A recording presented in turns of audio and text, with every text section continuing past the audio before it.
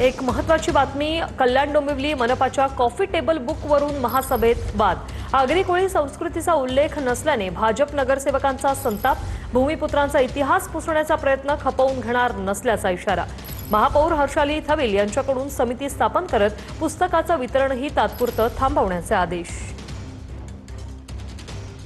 माझ्यासाठी खूप भावनिक विषय, हा अजिबात राजकारणाचा विषय नाही आहे। हे जाणीवपूर्वक केलेला काम आहे। एखाद्या लेखकाला आमच्या समाजाचा द्वेष असू शकतो आणि ते त्याच्या लेखनातनं या पुस्तकात स्पष्टपणे दिसून येतं। ब्रिटिशकालीन जे इतिहासात आमचे जो समाजाचं नाव पाहिजे ते नाही आहे या पुस्तकात।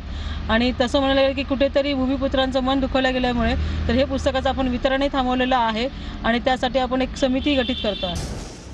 अकोल्यातल्या बाबुळगावमध्ये किरकोळ कारणावरून 2 गटात राडा। दुचाकीचा धक्का लागल्यानं 2 गटात राडा झाल्याची माहिती आहे। राड्यात 2 तरुणांना बेदम मारहाण करण्यात आली। राड्यानंतर 7 ते 8 जणांच्या टोळक्याकडून ही मारहाण करण्यात आली। अकोल्यातल्या बाबुळगावमध्ये किरकोळ कारणावरून 2 गटात राडा झाला। दुचाकीचा धक्का लागल्यानं 2 गटात राडा झाल्याची माहिती आहे। या राड्यात 2 तरुणांना बेदम मारहाण करण्यात आलेली आहे।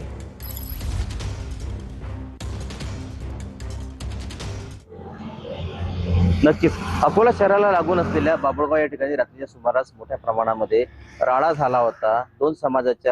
दोन समाजामध्ये या ठिकाणी किरकोळ वादातून हाणामारी झाली आणि मोठ्या प्रमाणात दगडफेक झाली। त्यामध्ये 2 जण जखमी झालेले आणि एका वाहनाचं या ठिकाणी नुकसान झालेलं आहे। मोठ्या प्रमाणामध्ये ठिकाणी पोलीस बंदोबस्त तैनात करण्यात आलेला आहे। सध्या रात्रीची शांतता या ठिकाणी होती, पण पोलीस स्टेशनला म्हणजे जो आहे MIDC पोलीस स्टेशनला या ठिकाणी तिथल्या नागरिकांनी मोठ्या प्रमाणात ठिय्या आंदोलन केलं आहे आणि त्या ठिकाणी मोठ्या प्रमाणात राडा केला आहे किंवा आरोपीला अटक करा।